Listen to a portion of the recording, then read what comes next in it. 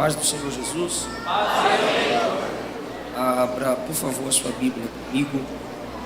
Apocalipse, capítulo de número 3. Apocalipse, capítulo de número 3. Versículo de número 11. Eis que em breve venho. Guarda o que tu tens, para que ninguém tome a tua coroa. Amém? Muito obrigado. Assentai-vos, por favor.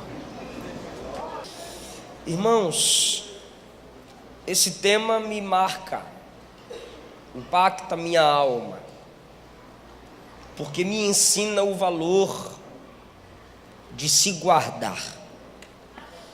Guardar na Bíblia tem alguns significados que pode fugir da compreensão de alguns, devido às atualizações de vocabulários ou expressões culturais, até porque a Bíblia não é um livro de agora, é eterno, mas teve um contexto cultural para ser escrito.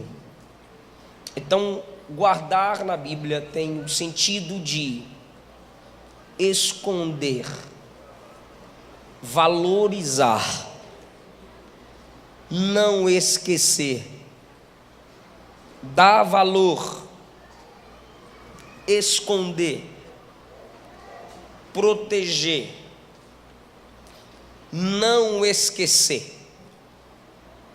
João está numa ilha chamada Patmos, a ilha de Patmos, situada no mar Egeu, isolado de tudo e de todos, trabalhando numa situação complicada entre os mineiros, Minas.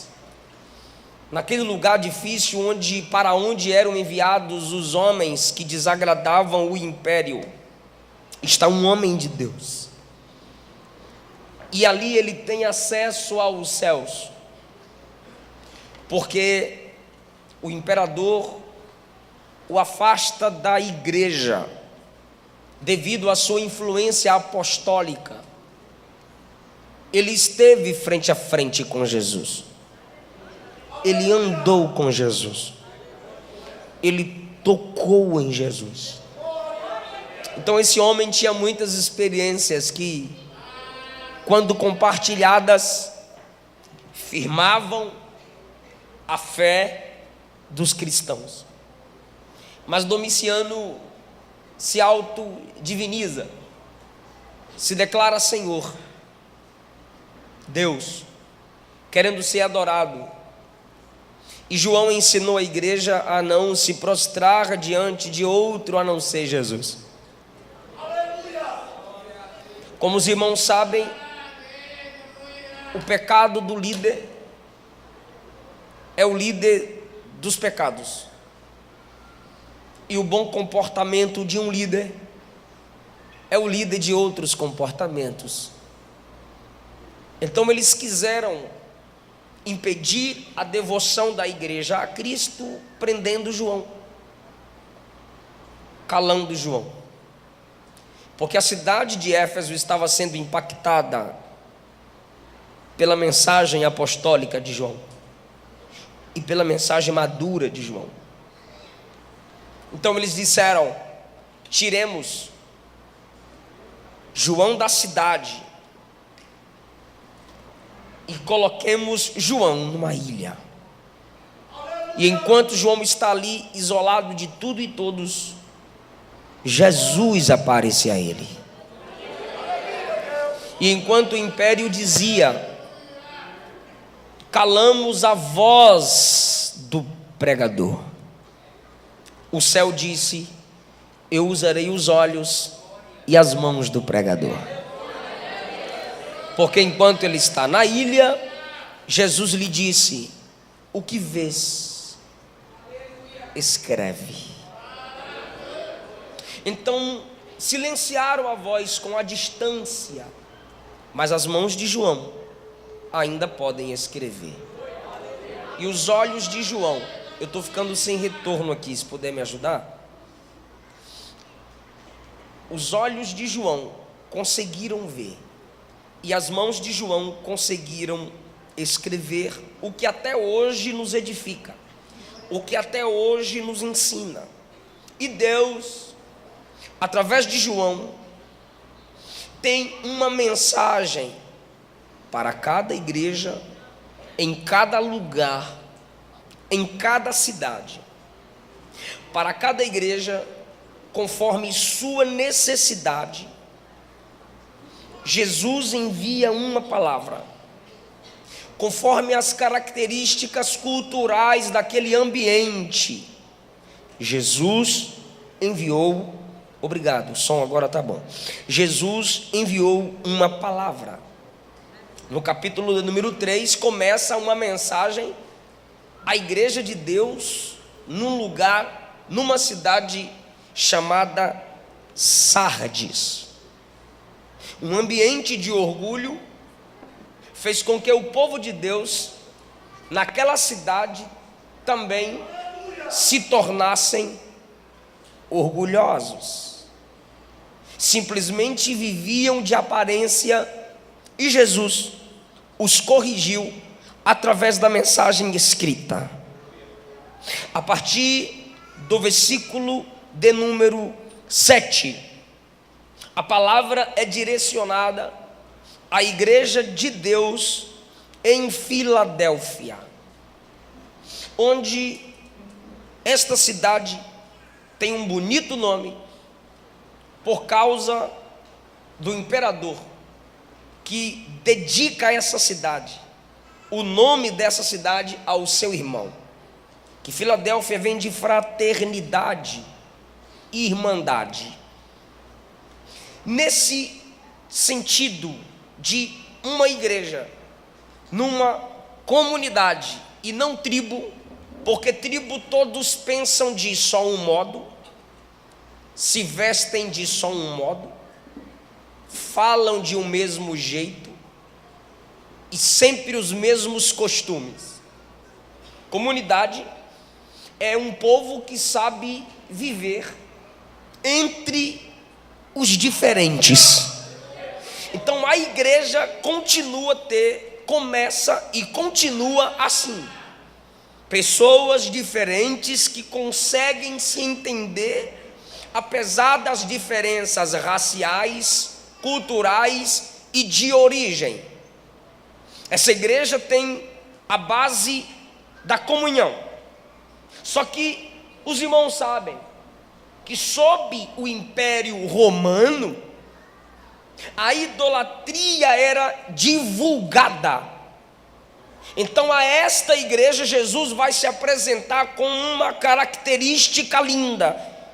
Ele diz no versículo 7, quem está escrevendo aqui, a esta igreja, onde costumeiramente tudo é fraternidade, tudo é comum, por causa da irmandade, tem um que é diferente, tem um que está acima de tudo que vocês conhecem e concordam.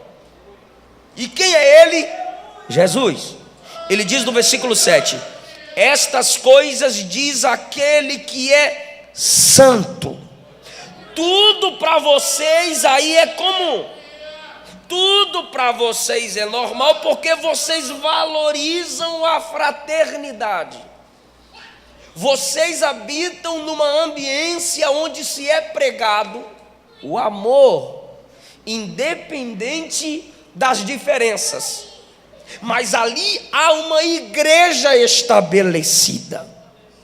E onde há uma igreja estabelecida, esta igreja não se amolda aos costumes ao redor.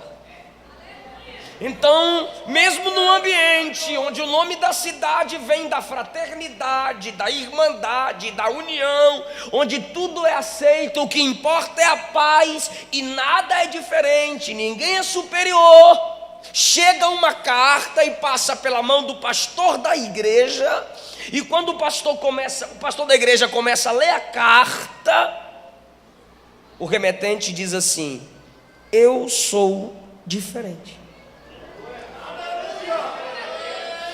O remetente diz assim: eu sou cortado.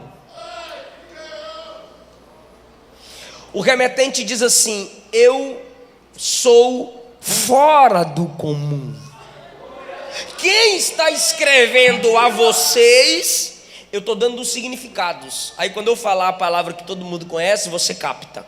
Quando o pastor está lendo a carta, o pastor diz: gente, a carta para nós começa assim, ó. Isto diz aquele que é diferente. Isto diz aquele que está acima. Isto diz aquele que é fora do comum. Isto diz aquele que é santo.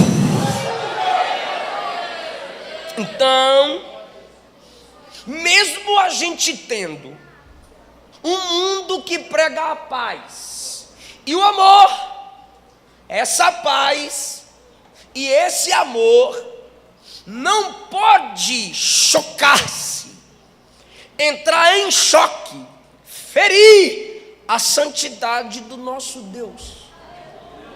Porque mesmo a gente sendo cidadãos de Filadélfia, nós também somos cidadãos do céu. Então a igreja, ela tem uma dupla identidade. Ela está em Filadélfia, onde eu preciso sim valorizar a paz, mas quando se trata de ferir a santidade do meu Deus, aí a gente começa uma guerra, porque para ter paz tem que ter guerra. Então Jesus se apresenta à igreja e diz: aí tudo é comum, mas eu sou santo, eu sou fora do comum. Então nós vivemos numa ambiência, Brasil, onde a verdade não é absoluta, é relativa, cada um tem a sua, você com a sua, eu com a minha, assim a gente vive em paz. Porém, não haverá paz se não entendermos que a igreja também é cortada. A igreja também é fora do comum. A igreja também está num nível elevado. E ela não vai descer para agradar homens. Ela continuará na posição de santa. Porque o Deus dela é santa. E os homens com seus discursos querem mudar o que é normal à igreja.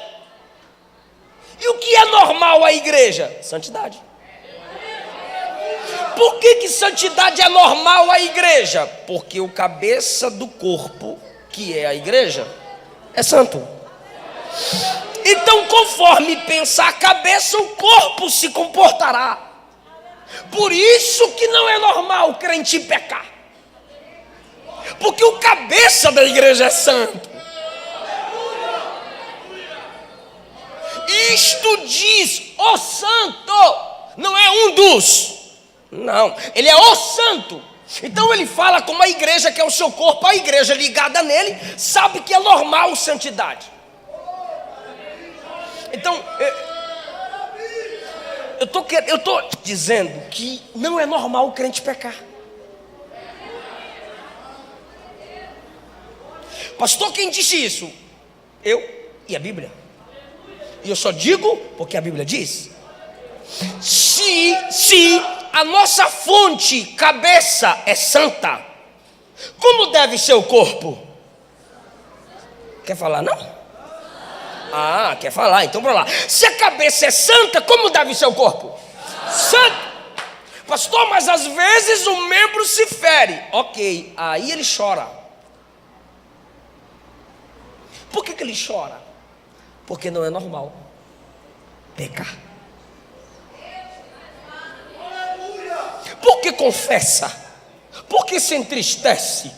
Por que pede para Deus não desistir dele? Porque não é normal pecar. Então, para o ímpio é normal pecar. Não se assuste com a violência entre os ímpios. É normal, é a natureza deles.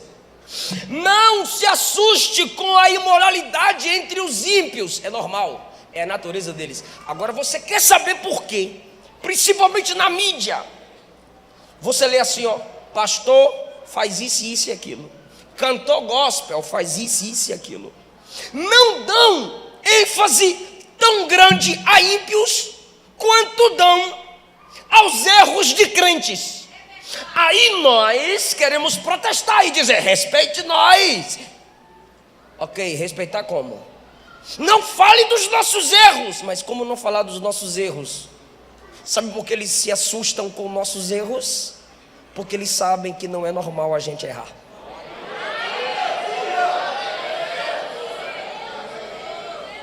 O mundo sabe que crente não xinga. O mundo sabe que crente compra e paga. O mundo sabe que crente não faz sexo antes do casamento. O mundo sabe que crente não bebe. O mundo sabe que crente não usa droga. O mundo sabe que moça crente veste roupa de crente. O mundo sabe que rapaz crente se veste como homem.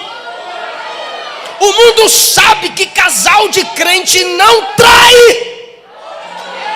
O mundo sabe que para crente não é normal divórcio. É por isso que o mundo assusta. Então, eu vou me assustar se você discordar do mundo se assustar. Aí eu vou me assustar, vou dizer que quem está com problema é tu e não o mundo. Então, queridona, queridão, vai bombar mesmo. Vigia. Há uma grande nuvem de testemunhas. E a igreja é a única representante legal de Deus na terra.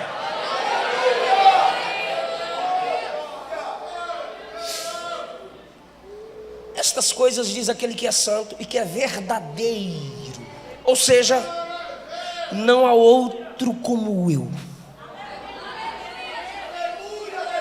Ninguém fala como eu falo.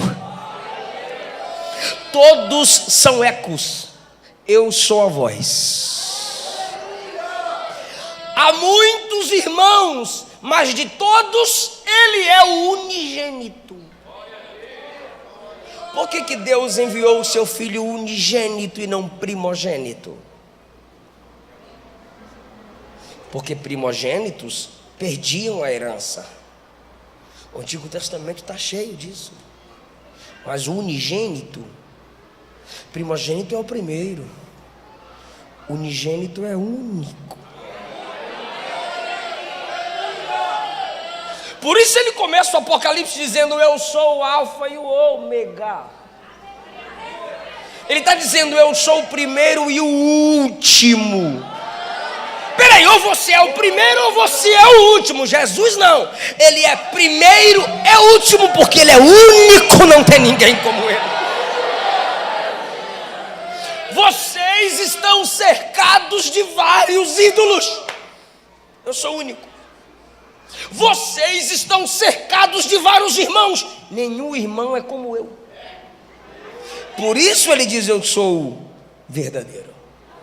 Por isso ele sempre dizia assim, ó, em verdade vos digo. Ele está dizendo, o que eu digo é a verdade, porque a verdade que digo reflete a verdade que sou. João 14, eu sou o caminho que você segue.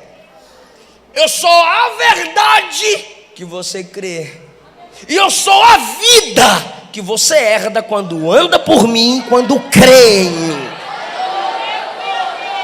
João 15 ele disse, eu sou a videira verdadeira. Quando ele diz eu sou verdadeiro, ele está dizendo assim: em mim não há engano. Eu sou todo original. Glória, pois, seja dada ao nome dele. Ele ainda diz: eu tenho a chave de Davi. Os judeus que estavam se convertendo, ou pelo menos fingindo, sempre honraram Davi. Se tem um nome que judeu valoriza, Davi. Mateus escreve o seu evangelho para provar que Jesus é rei. E quem estuda a Bíblia sabe que primeiro veio Abraão, Isaac, Jacó, José, seus filhos, para depois chegar Davi. Mas quando você lê Mateus, você vê escrito assim na genealogia: Jesus, filho de Davi, filho de Abraão. Primeiro coloca Davi, porque Mateus quer provar que Jesus é rei. Então havia judeus nessa igreja. Olha o que diz, escuta, olha o que diz o versículo 9: eis que eu farei aos da sinagoga de Satanás. Porque quando o povo voltou do cativeiro, o templo não estava construído, eles disseram: precisamos de um lugar para nos reunirmos e cultuarmos. E o que fizeram? Sinagogas. Um local para que o culto começasse era necessário ter 10 homens. Do lado de fora o pátio das mulheres e dos gentios. Os homens ali reunidos começavam o culto. E o culto era a leitura da palavra de Deus escrita. Só que olha o que diz o versículo 9: eles dizem judeus não são, mas mentem. O judeu aqui é no sentido de tradição. O judeu aqui é aquele que conhece a lei, aquele que conhece o Antigo Testamento.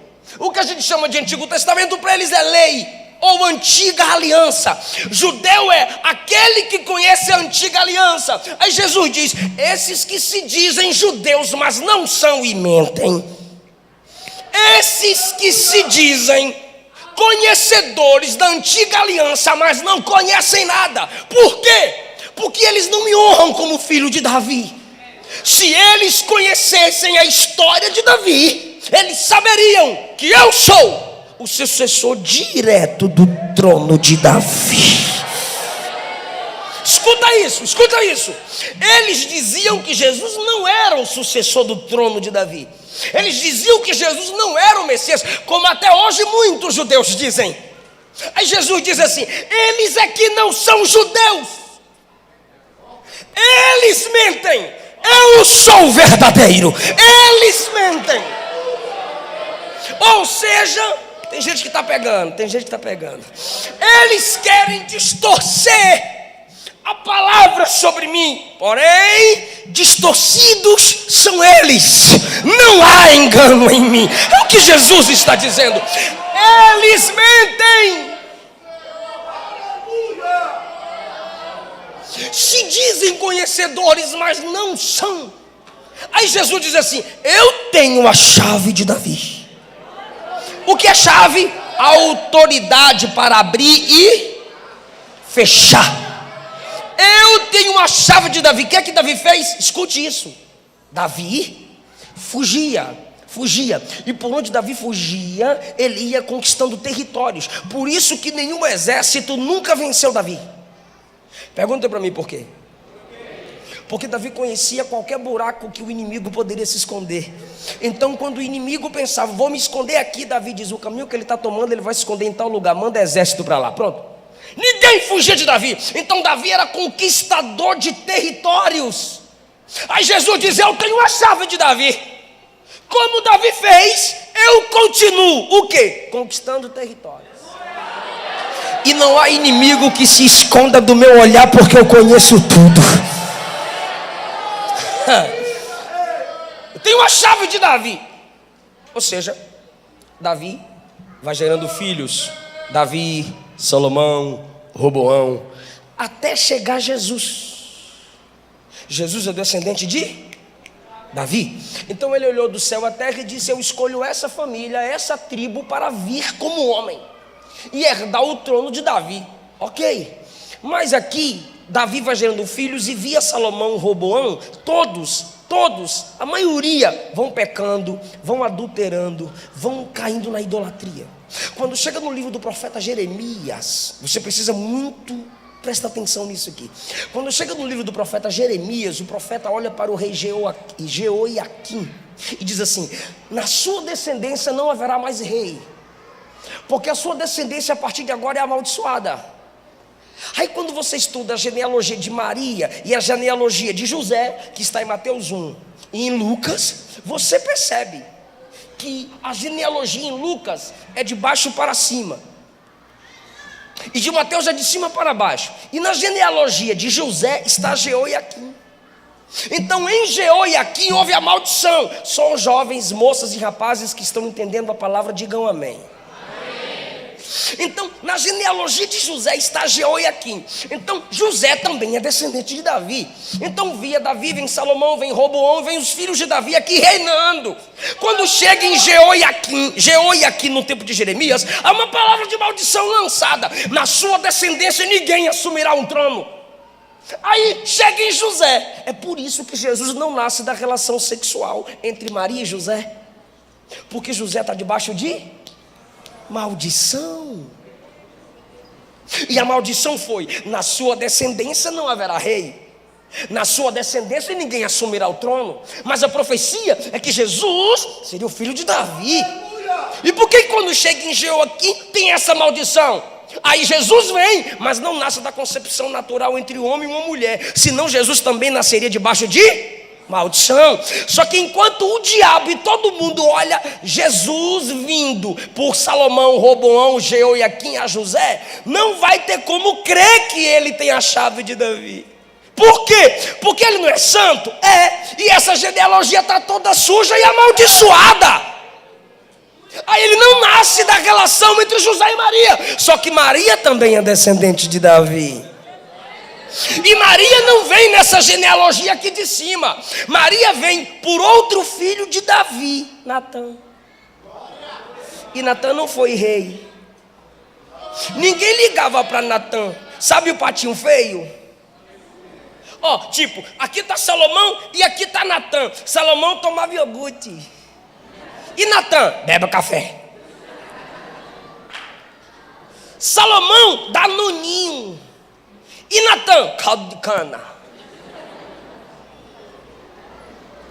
Vou machucar uns goianos aqui. Salomão, maçã. E Natã, pique. Rapadura. E Natã, pique. Ou seja, eu estou usando aqui uma ilustração de desprezo. O próprio diabo não se importou com essa genealogia via Natã. Está preparado para dar glória? Aí aqui, Salomão, Roboão, Jeoiaquim, todo mundo grande, todo mundo top das galáxias. E o diabo investe aqui eles caem, vem José debaixo de maldição. Só que Davi teve um filho que ninguém se importou. E via Natã, Davi não teve nenhum rei. Via Natã, a genealogia vai crescendo, a descendência vai chegando. Aí chega Isaías capítulo 7. A virgem conceberá e dará à luz a um filho, e o nome dele é Emanuel.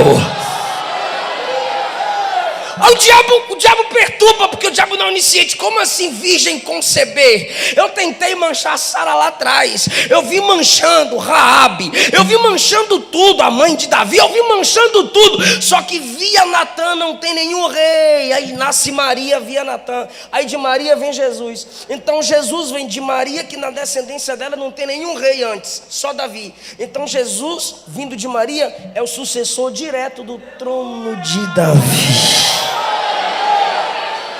Só que os judeus olhavam só cá em cima. E Jesus diz: vocês não se lembraram de Natã. E eu via Natã. Eu tenho a chave de Davi. Aleluia! Assim como todos temiam Davi, todos devem temer o meu governo. Assim como o melhor reino em Israel foi o reino de Davi, o melhor reino é o meu. Eu estou falando de Jesus. E tem gente que se alegra quando o pregador fala de Jesus.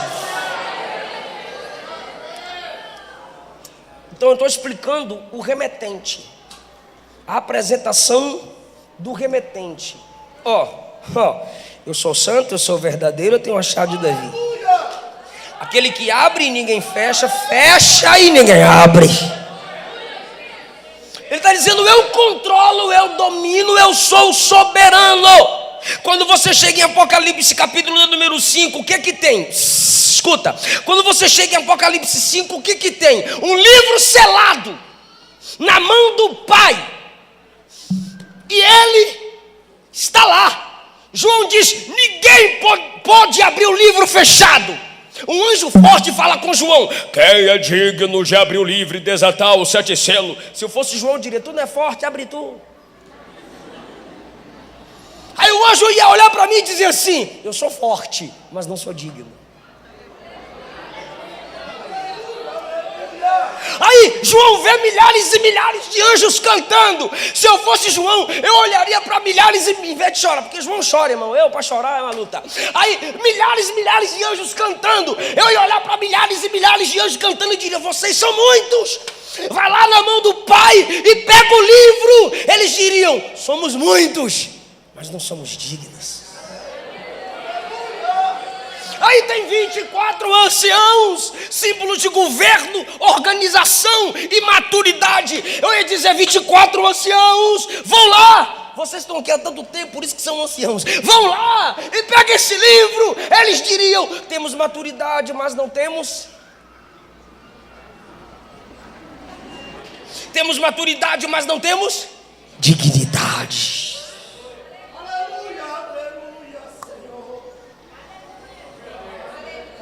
Aí João diz: já que aqui tem força, tem quantidade, tem maturidade, mas não tem dignidade, pior eu vou chorar.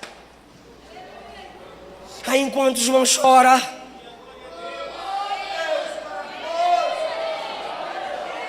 aleluia, enquanto João chora, o ancião diz: João, não chore. Eis aqui, chegou o leão de Judá, a raiz de Jessé. Quem é Jessé? Pai de Davi, o descendente de Davi, que venceu. Não adianta ser forte, tem que ser vencedor. Não adianta ter quantidade, tem que ser vencedor. Não adianta ter maturidade, tem que ser vencedor. E no reino de Deus, vencer gera dignidade. Que venceu para abrir o livro. Opa, eu sou aquele que tem a chave de Davi, que abre o que ninguém fecha, mas também abre o que está fechado. E de repente João olhou e viu um cordeiro no trono. E ele diz que o cordeiro se levantou, que é Jesus, pegou o livro e abriu selo por selo, dizendo: eu controlo a história. Quando você chega em Apocalipse capítulo 20, Apocalipse capítulo 20, está escrito assim: e vi um anjo descer do céu, tendo a chave do abismo e uma grande corrente na sua mão. E ele prendeu o dragão, a antiga serpente, que é o diabo e Satanás. Um anjo sem nome vai prender o anjo caído, que tem 2 nomes, diabo e Satanás. E o prendeu por 1000 anos, 3, e o lançou no abismo, e ali fechou, o trancou, o encerrou, e pôs sobre ele um selo, para que não mais enganasse as nações, para que se cumprisse 1000 anos, e após isso ele será solto, mas não antes disso. Porque quando ele fecha,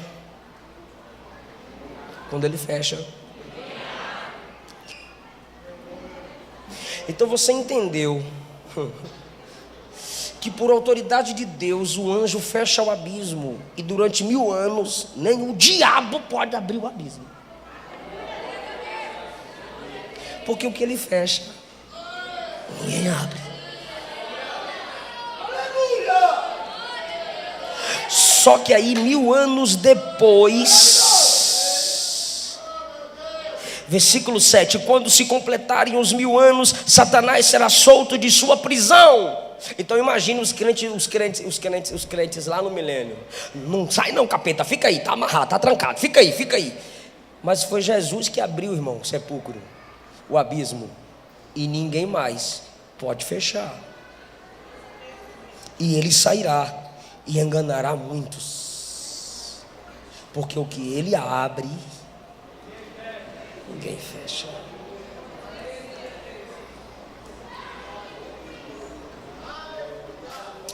E quando você chega em Apocalipse capítulo de número 21, olha que diz o versículo de número 25, falando da Nova Jerusalém, que a gente vai para lá e vai descer nela para mandar em tudo aqui na terra. Versículo 25: e os seus portões nunca se fecharão. Diga nunca.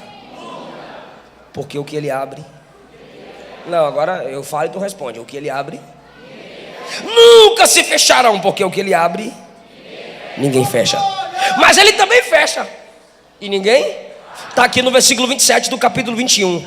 E nessa cidade não entrará nada que a contamine, nem aquele que pratique a abominação ou acredite nas mentiras, mas só vai entrar lá os que estão inscritos no livro da vida do Cordeiro. É esse Deus aqui que está se apresentando à igreja em Filadélfia.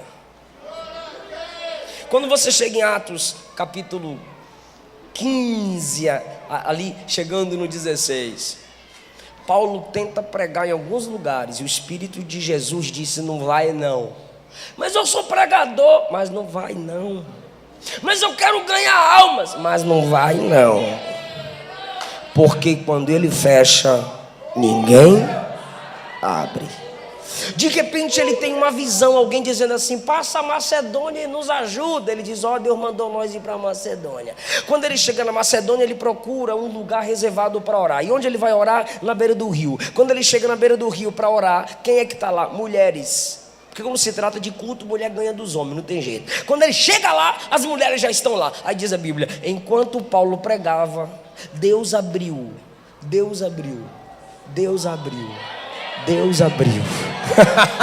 Fecha a porta dos lugares e abre o coração de uma mulher, Lídia. E quando Deus abriu o coração dela, ela e a família foi salva.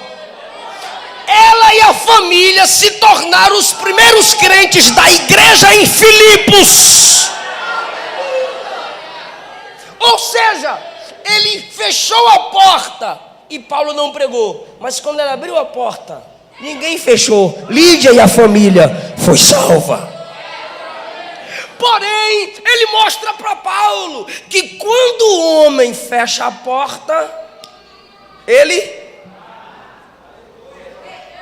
Prenderam os homens de Deus, e à meia-noite o Senhor envia terremoto. Todas as portas se abriram, porque o que o homem fecha, Jesus abre.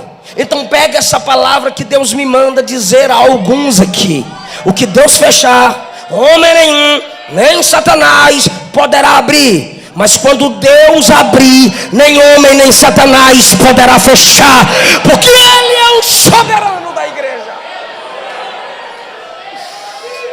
É esse Deus que eu sirvo, é esse Deus que adoramos, e é esse Deus que eu gosto de pregar.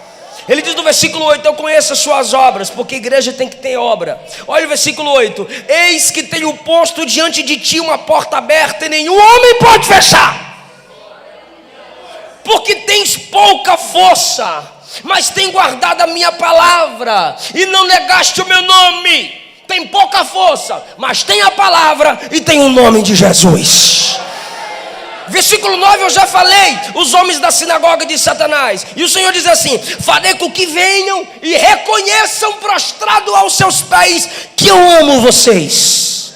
Diga: Jesus nos ama.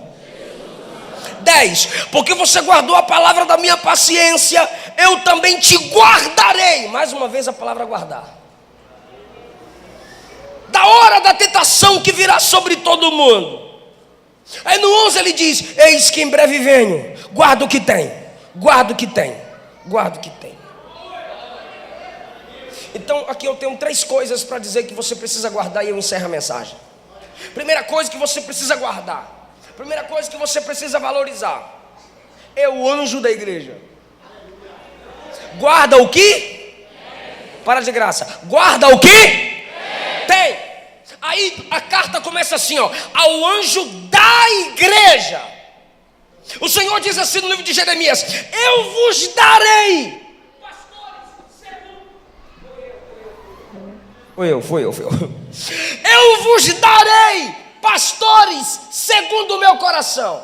A igreja não é dada a líderes. Líderes são dados por Deus à igreja. Aí eu te pergunto: o que se faz com presentes? Se guarda, se valoriza. Porque tem presente que guardar é desvalorizar, né? Então se valoriza. Não esquece. Ao anjo da igreja que está em Filadélfia, lá Deus estabeleceu um líder, lá Deus estabeleceu um pastor. Aí no versículo 11 diz: guarda o que tem. O que aquela igreja tinha? Um anjo. E o que aquele anjo fazia? Ao anjo da igreja que está em Filadélfia, escreve. Então a mensagem, antes de chegar na igreja, passava na mão do aleluia. Com esse aqui eu tenho liberdade, é meu aluno lá na passava na mão do anjo da igreja, passava na mão do pastor.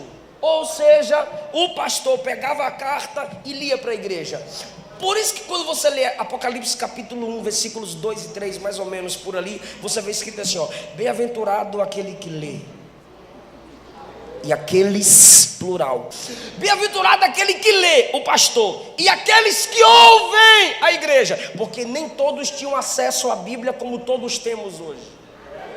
Então o pastor lia a carta, e a igreja sentadinha escutava o que estava escrito na carta, lida pelo pastor. Então ela era obrigada a valorizar o pastor,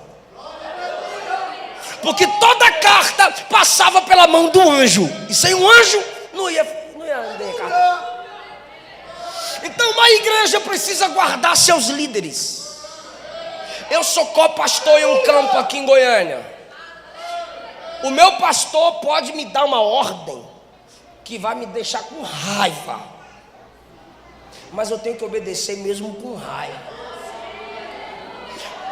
porque acima do sentimento está a obediência.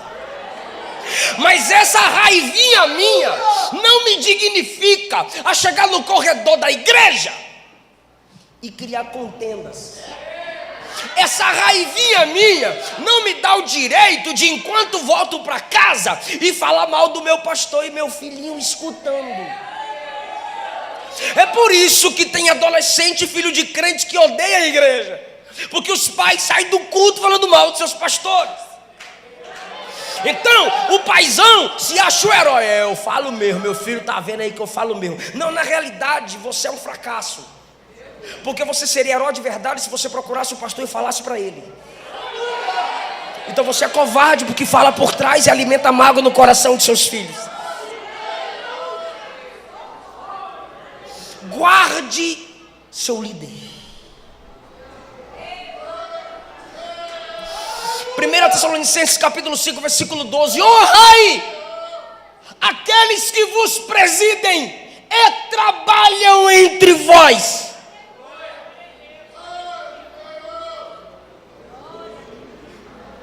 Pastor, para Deus todo mundo é igual. Entre os iguais Deus tem os primeiros. Hebreus capítulo 13, versículo 7: honrai os vossos pastores que vos pregaram a palavra, imitai-lhes a fé. Hebreus 13, 13:17. Obedecei aos vossos pastores, porque eles se comportam como quem dará conta de vossas almas. E se vocês desobedecerem, eles pastorearão com tristeza no coração, e isso não será benefício para vós.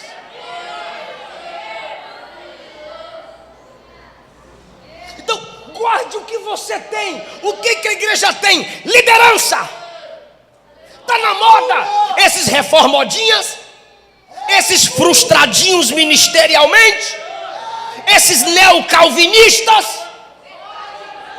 esses fofoquitas de igreja, e abrir um canal no YouTube para criticar pastor. Não conseguiu ter sucesso no ministério, não conseguiu ser provado, porque algum pastor o humilhou, e às vezes Deus permite a gente ser humilhado. Não adianta você ficar mudando de igreja. Meu pastor me humilhou, vou mudar de igreja. Às vezes Deus permite você ser humilhado porque você não é humilde.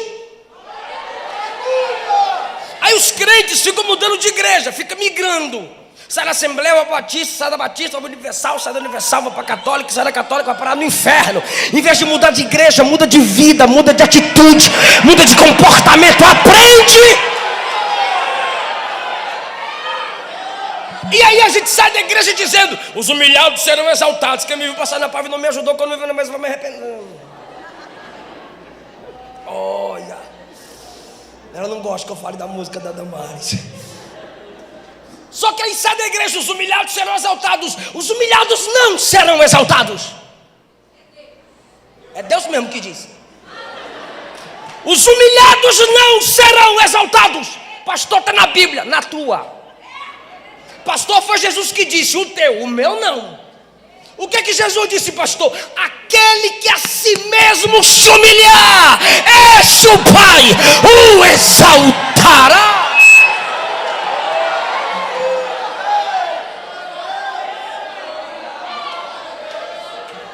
Até agora eu não pedi para tu dar glória a Deus. Se humilha aí e fala: glória a Deus.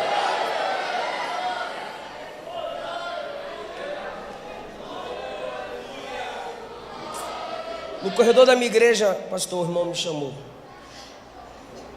Pastor João Pereira, o irmão me chamou.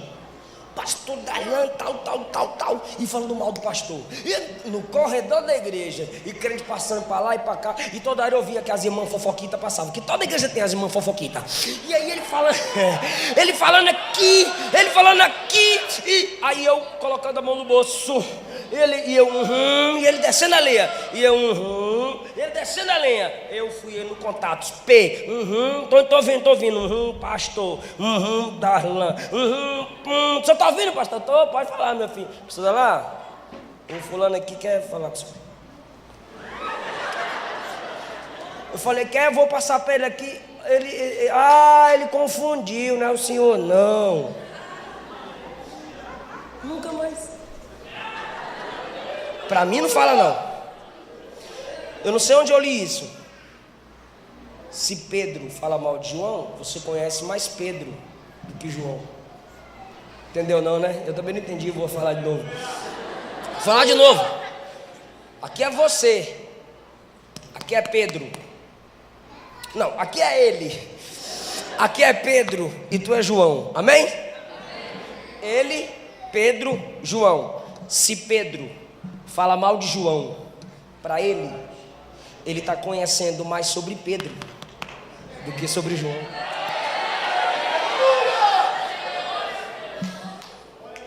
E se ele chega para João e diz: Pedro falou mal de tu 1 hora, tu está conhecendo mais ele do que Pedrão. Por quê? Por que ele deixou falar 1 hora?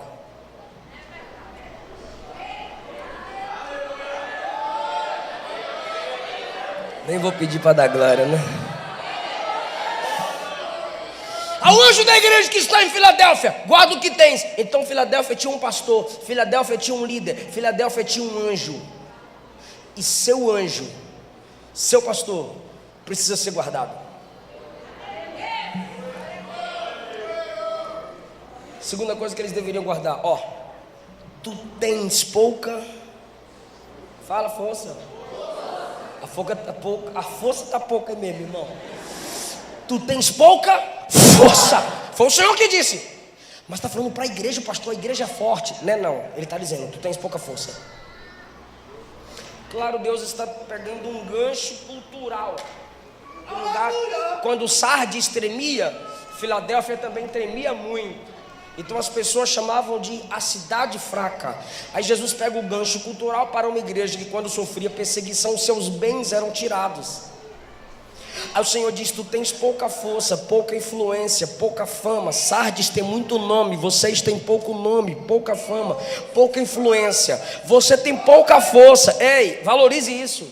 Guarde o que você tem. O que eu tenho, pastor? Pouca força. Então o que eu tenho que guardar, pastor? Você tem que guardar essa realidade de que você tem pouca força.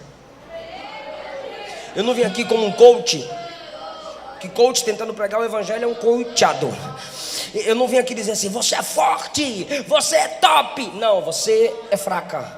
Você é fraco em si mesma, em si mesmo. Você só pode tudo, tanto passar prova, quanto passar luta, tanto fome, quanto tem abundância. Você pode tudo isso em Cristo Jesus que fortalece você. Então, nunca se esqueça, você tem pouca força. Se o cantor se esquecer que ele tem pouca força, ele vira artista. Chega aqui, bate a boquinha, bota a igreja para cantar. Se o pregador esquecer que tem pouca força, ele não quer mais orar, não quer mais jejuar, não quer mais ler Bíblia e sobe no púlpito de cabeça erguida, vai descer de cabeça baixa. Quem se lembra que tem pouca força, não prega sem orar, não canta sem buscar, não aconselha sem depender de Deus. Você tem pouca força. Se você reconhece que tem pouca força, você não fica sozinho com sua namorada. Se você reconhece que tem pouca força, você não fica com beijos prolongados com seu namorado. Se você reconhece que tem pouca força, você não vai ficar 5, 6 anos namorando, beijando, esfregando, chupando, sem casar.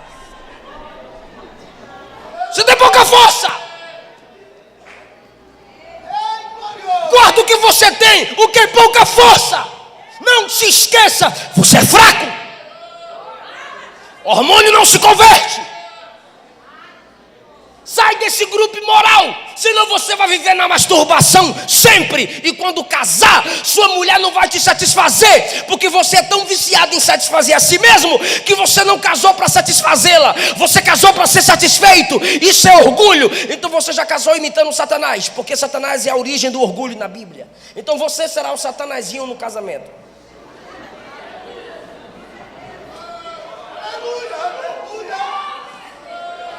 Você tem pouca força, não fique sem congregar. Vou virar um desigrejado, é desviado.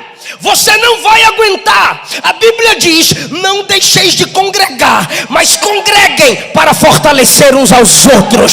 Só tem força quem congrega. Você tem pouca força. Ou seja, o que é ter pouca força, pastor? Reconheça as suas fraquezas. Qual a sua fraqueza? Pastor, eu sou explosivo. Então evita assuntos e pessoas que te estressam.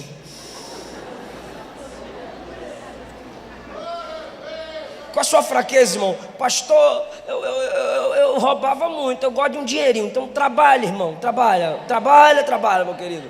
E dizima, meu filho.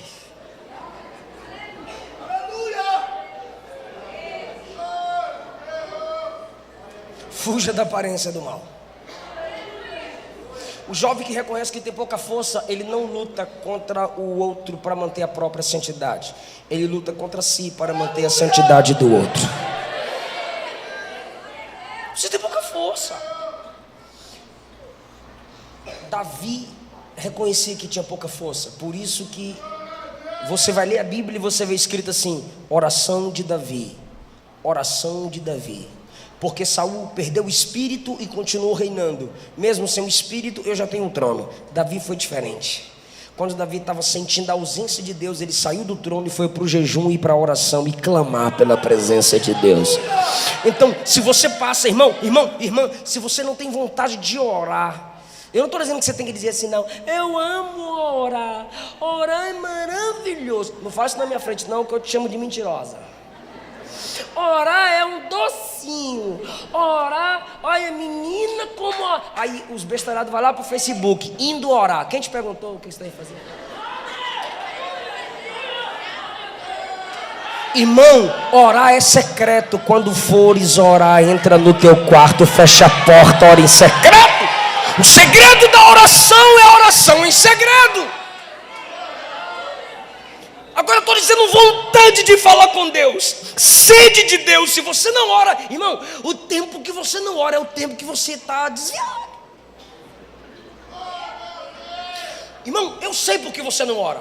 Por quê? Porque você é forte. Aleluia! E você se esqueceu que você é fraco, então você pensa que é forte. Mas quando você chega na igreja, jovem, sabe? E vê as irmãs orando, porque sempre as irmãs chegam primeiro que a gente, os pastores orando. Aí a gente diz, aí a gente que é jovem diz, o culto não começou não, vai lá para fora. Aí vai lá para fora roubar o Wi-Fi da igreja. Por quê? Porque o culto não começou. Mas por que o culto não começou? Porque as irmãs do cocôzinho branco estão orando. O culto não começa depois da oração. O culto começa com oração. Quando o primeiro crente está de joelho, o culto já começou. Jesus já está na casa. Aí, quando você vê um crente orando, aí você diz, olha lá, ó, ali é forte, ali é top, ali é forte. Por quê? Porque está orando. Ali não tem pecado não, ali é toda santa, santa, santa, santa. Ali é mulher de... Ali é vaso. Ali é do manto. Ali é forte. Ali não faz nada que eu faço. Por quê? Porque está orando. Chega lá perto. Chega lá perto. Encosta o ouvido. E você vai ouvir o orante dizer, tem misericórdia de mim. Me sustenta com a sua mão. Eu só estou orando porque eu sei que eu sou fraco, mas é fraco de joelho vence 1000 demônios de pé. Deus quer um crente de joelhos. Apesar de suas fraquezas, eu sinto a presença de Jesus aqui. Eu sinto Jesus nessa casa. Aleluia. E eu gostaria que você fizesse algo comigo. Segure na mão de uma pessoa. Segure na mão de uma pessoa. E diga assim, ó, pelo poder da oração. Diga, pelo poder da oração. Você vai reconhecer que um crente fraco, fala, irmão, fraco, de joelhos, vence, derrota, humilha, é mais forte do que 1000 demônios de pé. Quem acredita nisso, abre essa boca e dá glória para quem nos... É na oração que você mostra a dependência de Deus.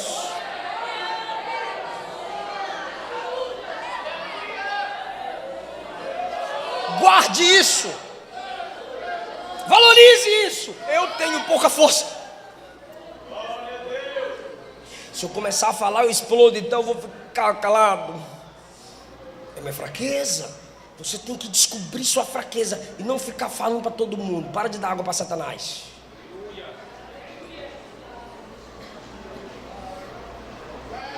Guarda o que tem, para que ninguém tome o que você ainda terá. A coroa. Agora, olha só que coisa linda. Isso é para quem já leu, porque eu fui versículo por versículo. Quem estava ligado pega, quem não estava não pega. Eu não vou repetir. Ó, tens pouca força, mas guardaste a minha palavra. Guarde a palavra. Memória. Então guardar é valorizar. Valorize seu pastor. Guardar é não esquecer. Não esqueça que você tem pouca força. Guardaste a minha palavra. Guarde a palavra. Valorize a palavra. Não esqueça a palavra. Eu sei que as mocinhas, eu sei que as moças, eu sei que os rapazes, os moços, melhor rapaz, né? Ficar mais macho. Os machos, né? Gostam dessas músicas aí, músicas atuais, né? Jesus é legal, legal. Valorize a palavra. O que essa letra está me dizendo? Pastor, não confunda teologia com poesia. Salmos, Jó, são livros poéticos e ao mesmo tempo teológicos. Crente é cheio do Espírito de Deus e tem o Espírito nele que anseia por Deus. Então só alimenta o Espírito do crente aquilo que honra Deus. Então você tem que olhar para as músicas e valorizar a palavra nas músicas. A Bíblia não diz para onde iremos nós. Não, Pedro disse para quem iremos nós. A Bíblia não disse passares pelo fogo. A Bíblia diz quando passares pelo fogo. A Bíblia não diz que quem tem promessa não morre. A Bíblia diz que muitos dos heróis da fé morreram sem terem o cumprimento, sem verem de perto o cumprimento da promessa. Porque a promessa em Hebreus 11 não era uma coisa para se ter, era um Cristo para se crer. Cristo era a promessa que eles não viram. Então eles morreram sem alcançar essa promessa. Pelo amor de Deus, você precisa entender que Deus não está precisando de adoração. Me adore, me dê glória para mim, senão eu fico tristinho. Não, irmão, Deus é exaltado sobre tudo. Se você exaltá-lo, Ele é Deus. Se não exaltá-lo, Ele continua sendo Deus. Valorize a palavra nas pregações. Não, valorize a palavra nas pregações. É porque tem pregação que é só ação humana, técnica humana, não tem Bíblia. Se não te alimenta, não escuta, cai fora, dá tchau, bloqueia, cancela a inscrição, pelo amor de Deus. Bíblia! O pregador está pregando, abra a Bíblia então, abre a Bíblia então. Irmão, quando você for ouvir o pregador e ele fala assim, ó, segura na mão do irmão, solta o fundo, fecha a Bíblia, coloca no banco. Já é uma bestalhada. Mandar fechar a Bíblia? Eu fecho a minha Bíblia se eu quiser. Eu sou bereano. Paulo está pregando, a minha Bíblia está aberta. Aleluia! Eu quero palavra. Irmão, valorize a palavra. Mas você não tem que valorizar só a palavra que ouve.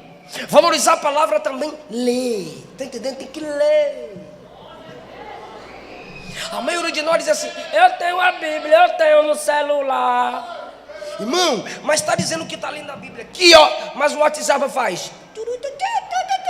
Aí fecha a Bíblia e vai lá no WhatsApp. Aí bate papo com um, bate papo com o outro. Então a mensagem foi fechada para se ler as mensagens de que não pode mudar a sua vida. Então o Deus que estava próximo de ti, na palavra, pode olhar na Bíblia no seu aplicativo, a Bíblia no seu celular, vai estar lá assim, plano de leitura. Aí você clica no plano de leitura, o Antigo Testamento inteiro em 3 meses, por exemplo, tem lá esse plano de leitura. Aí quando você clica no plano de leitura, de ler o Antigo Testamento em 3 meses, ele vai dizer assim, leia no livro físico. Espera aí, eu tenho um aplicativo, está no meu celular, e o aplicativo está me mandando ler no livro físico, porque o próprio aplicativo reconhece que tu vai ficar curioso com as outras coisas. Então você vai perder o foco. Não vem com essa. Então você precisa ter o livro físico. Ei, coloca como o teu travesseiro.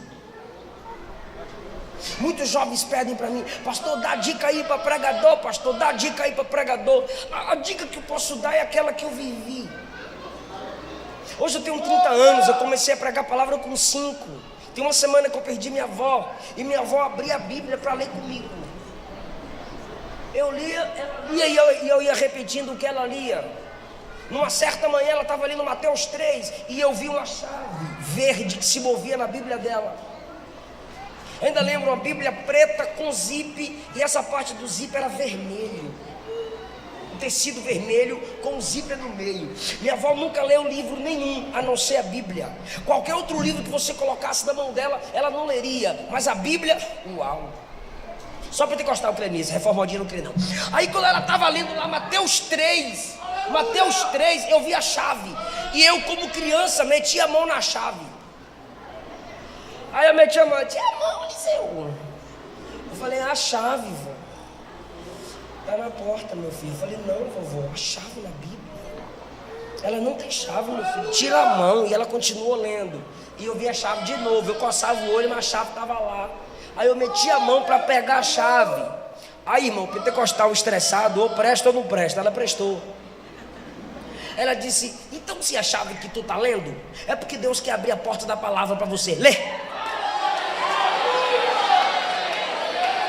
Pastor, eu comecei a ler Mateus 3. E naqueles dias apareceu João Batista pregando no deserto da Judeia: arrependei-vos, porque é chegado o reino dos céus. Porque este é o anunciado pelo profeta Isaías: voz do que clama no deserto, prepara o caminho do Senhor e endireitai as suas veredas. Esse camarada começou a pregar. João pregava no deserto da Judeia e dizia: arrependei-vos, tal, eu vos batizo com água para o arrependimento. Mas aqui, eu comecei a ler, e quando eu olhei para a vovó, ela já estava chorando. A partir daquele dia, meu sonho era ter uma Bíblia. E tinha o irmão Rui Barbosa. Lembrei, seu Rui. Ele era dono de uma livraria no centro da cidade. Eu ia lá, toda vez que eu ia no centro pagar alguma conta com minha mãe, eu pedia uma Bíblia, irmão Rui não me dava. Irmão Rui. Ele não me dava, amor, nunca te contei. Ele não me deu a Bíblia, amor. Mas aí eu fui numa conferência Adonep e ganhei uma Bíblia. Aí eu ganhei uma bicicleta. E eu pedia caronas quando a bicicleta era minha. Porque era 40, 50 minutos a pé para chegar na escola. Aí eu passava na rua: quem me leva? Eu levo. De bike eu levo os colegas. Eu dizia: então você leva. Por quê? E eu ia lendo Bíblia, com a Bíblia no guidão. Eu falo guidão, sou baiano. Vocês falam o quê? Guidão, é nóis. Aí eu botava aqui, ó, no guidão, ia lendo a Bíblia. Lendo a Bíblia até chegar na escola. Prendia aqui com os braços por causa do vento. Ia lendo Bíblia. Eu repeti a quinta série umas 3 vezes, irmão. Porque eu levava a Bíblia para a escola. Eu não aconselho ninguém a fazer isso. No intervalo eu ia ler Bíblia. Eu morei só em Brasília 10 anos, em cima da igreja P-Sul, P-Norte. O pastor da igreja era o pastor Gesiel, depois foi o pastor Gedalias. Chega lá e pergunte o que Eliseu fazia de meia-noite às 4 da manhã todos os dias. Eu li a Bíblia de joelho, porque eu ouvi uma mensagem de Gesiel Gomes dizendo que era necessário o pregador ler a Bíblia de joelho, para ele focar na oração e na palavra. Quando eu ouvi aquela fita cassete de Gesiel Gomes, eu comecei a ler a Bíblia todos os dias de meia-noite às 4. Acordava às 11, ia para o supletivo 1 hora. Depois que eu terminei o supletivo lá, fui trabalhar em Lava Jato. Então trabalhava no Lava Jato meio de semana e pregava o final de semana. Eu recebia minhas ofertas, eu economizava para comprar meus livros, montar minha bibliotecazinha. Guarde a palavra, valorize a palavra. Precisamos voltar a ler a Bíblia em casa. Esses dias eu tive que abraçar minha esposa e pedir perdão a ela. Eu dizia: você não está lendo Bíblia. Aí ela: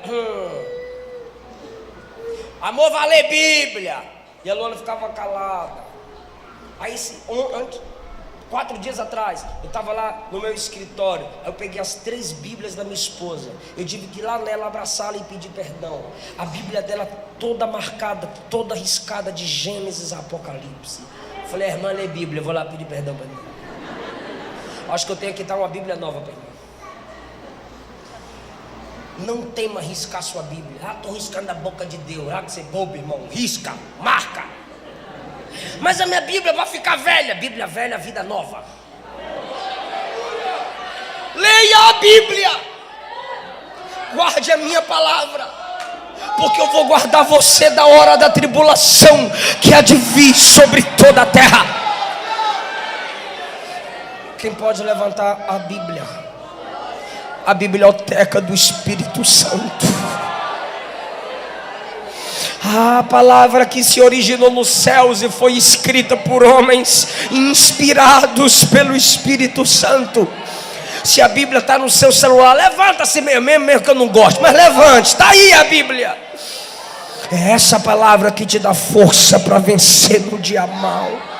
É essa palavra que te faz vencer as mágoas. É essa palavra que te ajuda a perdoar.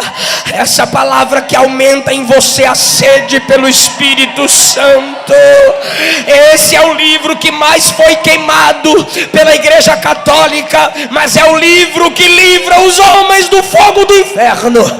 Esse é o livro que mais foi trancado, mas é o livro que mais quebra correntes da alma do homem. Esse é o livro de Deus. Fica de pé dando glória ao Deus da palavra.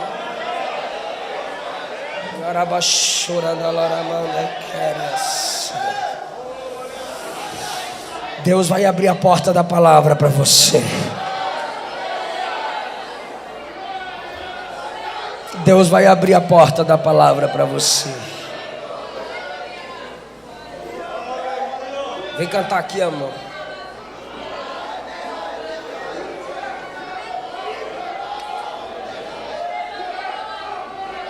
Glória, glória, glória, glória, glória a Deus.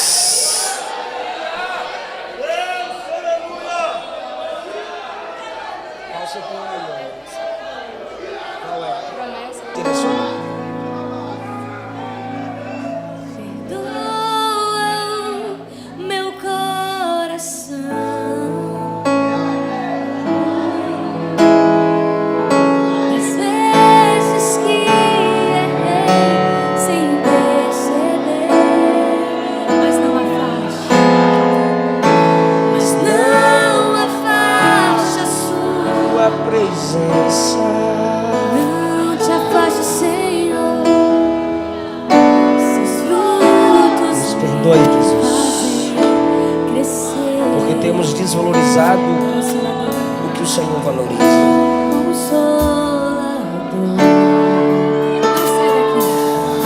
Não sai daqui. Meu peito dói. Peito dói, minha alma chora. Se o Senhor sair, Consolador, diga, mora em mim.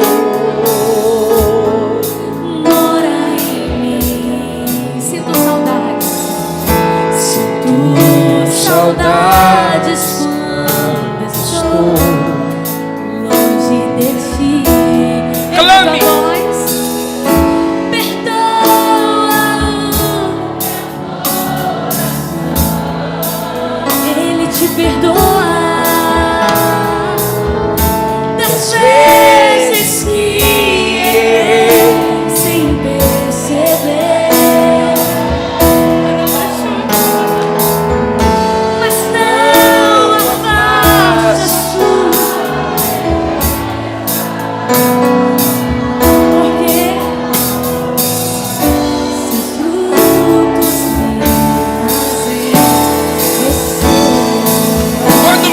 Se cansou.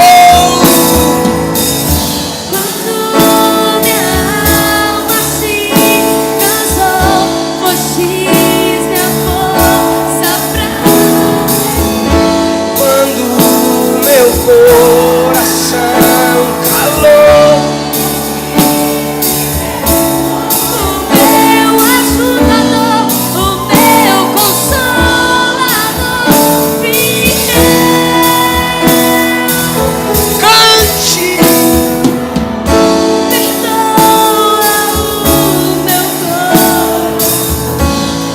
perdoa, Senhor, pela desonra aos nossos líderes, pela desonra à sua palavra, e por às vezes nos esquecermos que temos pouca força. Nos perdoe.